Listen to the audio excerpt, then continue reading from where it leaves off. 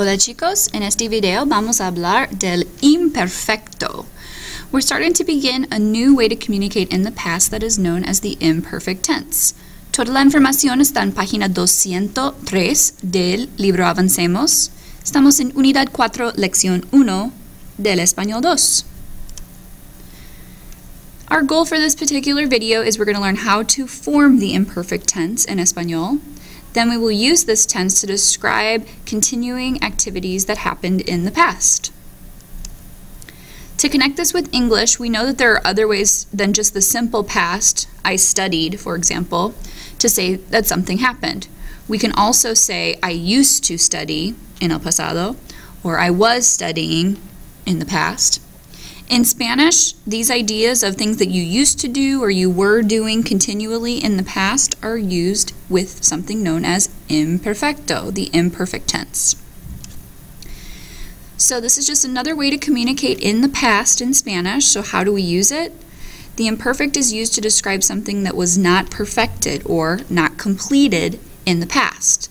So for example, I would use this to talk about something that was happening, so anything that was ongoing in the past, something that I used to do, so think about things you did as a kid or certain points in your life, to say how old someone was in the past, and also to say what time it was in the past. Here I have our endings for our three types of verbs, AR, ER, and IR. So regular verbs in the imperfect take the following endings. For my AR verbs, I'm going to refer to these as my ABA endings. So I have, with the verb estar, estaba, estabas, estaba, estábamos, estabais, and estaban. So all of them have a form of aba. Notice for the tu form, I need to add the s. For the el, ella, usted, and the yo, if you'll notice I have all those highlighted in yellow.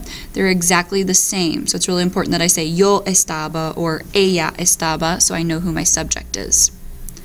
For ER and IR verbs, you'll notice I have the exact same endings. Que suerte. Ia. So all of these are going to be my ia endings. For the verb hacer, hacía, hacías, hacía, hacíamos, hacíais, hacían. Salir, IR verb this time, same endings as my ER. So salía, salías, salía, salíamos, salíais, and salían. Un ejemplo. Él estaba aquí cuando yo hacía el pastel. He was here when I was making the cake. Since I'm describing things that were ongoing or happening, I'm going to use el imperfecto. Great news is we only have three irregulars in the imperfect tense. They are the verbs ser, ir, and ver.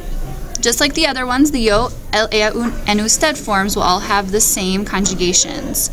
Make sure you copy these three into your notes. We have ser, era, eras, era, éramos. The accent goes on the first E in that one. Erais and eran. For the verb ir, it's iba, ibas, iba, íbamos, ibais, and iban. Once again, accent mark goes on the nosotros form on the first vowel. Finalmente, we have the verb ver. All of the I's will have accents. Veía, veías, veía, veíamos, veíais, veían. Using this in an example, I have cuando era niña, íbamos a la playa. When I was a little girl, we used to go to the beach. Muchas gracias por ver. Por favor, haga la práctica después. Adiós.